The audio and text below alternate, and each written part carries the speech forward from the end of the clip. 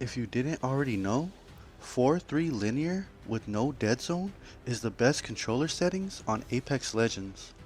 The reason is because it gives you complete control over your aiming and you get the most out of the aim assist. It does come with a downside though, and that's stick drift. Because of how raw the input is on linear, even a new controller will have a little bit of stick drift.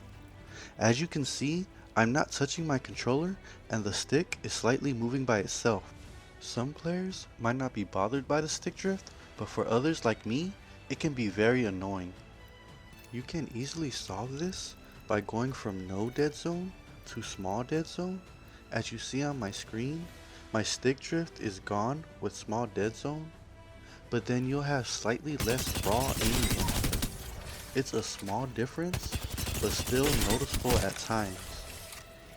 Instead of going from no dead zone to small dead zone, I would recommend using these ALC settings, which are the same as 4-3 linear, but you can fine tune your dead zone percentage to be as close to no dead zone as possible.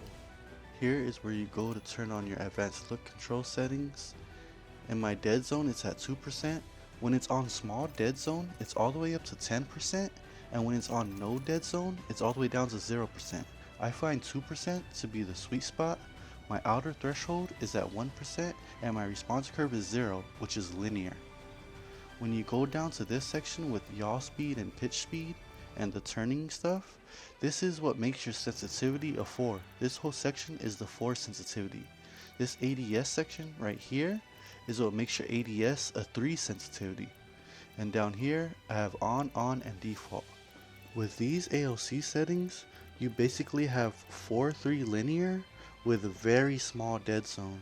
As long as your dead zone stays under 10%, it's still better than small dead zone. And as you can see, 2% is good enough to completely get rid of my stick drift. And I can still one clip people because I'm still getting the most out of the aim assist with the 4-3 linear ALC settings.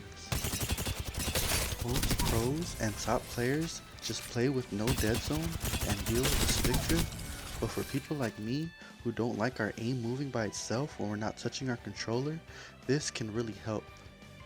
If this video helped you out, go ahead and hit that like button and subscribe. Until next time guys, have a great one.